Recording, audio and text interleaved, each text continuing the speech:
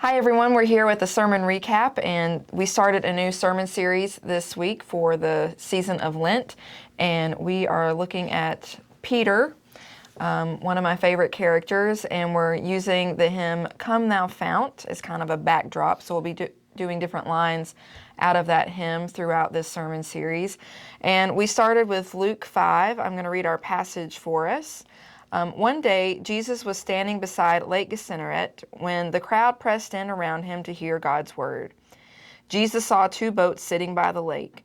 The fishermen had gone ashore and were washing their nets. Jesus boarded one of the boats, the one that belonged to Simon, then asked him to row a little distance away from the shore. Jesus sat down and taught the crowds from the boat. When he finished speaking to the crowds, he said to Simon, "Row out farther into the deep water and drop your nets for a catch." Simon replied, "Master, we've worked hard all night and caught nothing, but because you say so, I'll drop the nets." So they dropped the nets, and their catch was huge, so huge that their nets were splitting. They signaled for their partners in the other boat to come and help them. They filled both boats so full that they were about to sink. When Simon Peter saw the catch, he fell at Jesus' knees and said, "Leave me, Lord, for I'm a sinner." Peter and those with him were overcome with amazement because of the number of fish they caught. James and John, Zebedee's sons, were Simon's partners, and they were amazed too.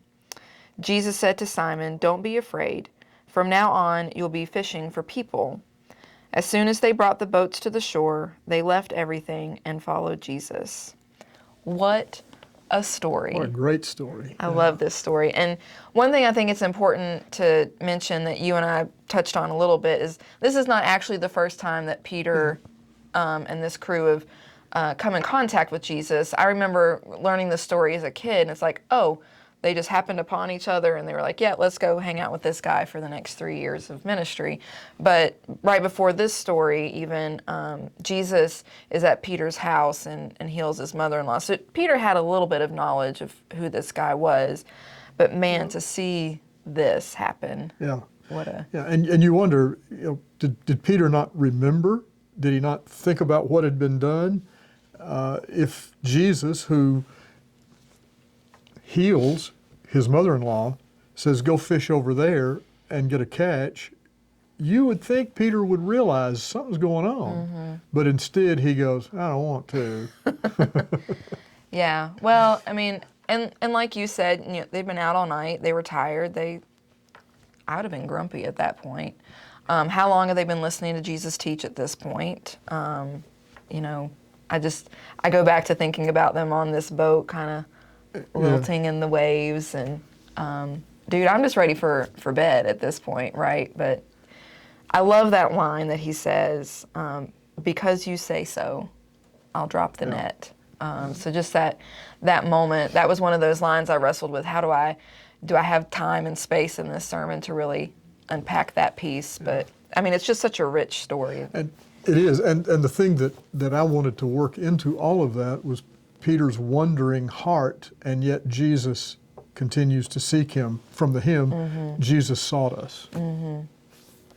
Well, the other thing I was thinking about too is how much, I mean, it's one thing to watch a miracle happen, but what I think is maybe the shift here for Peter is Jesus is inviting him into the miracle. Yeah.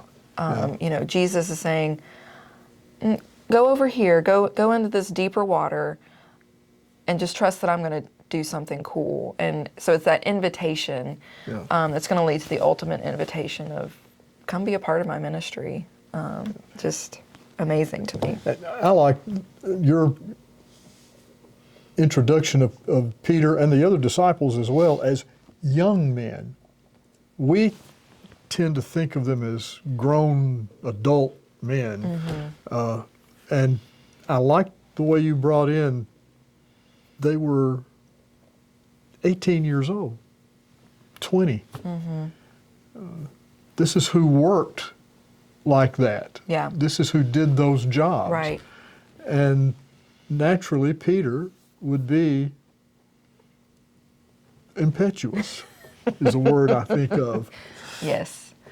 And Peter gets a kind of a hard rap throughout the Gospels and throughout history. You know, people talk about he was not educated, that he was kind of this dumb guy.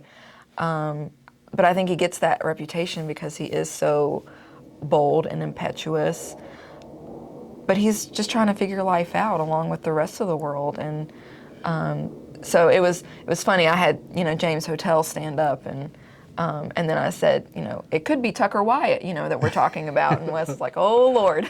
But that's kind of who I think about now, ever since I've thought about Peter and these disciples being, and maybe some of them were a little bit older, but it just changes my perspective on them to think about them as younger characters. So,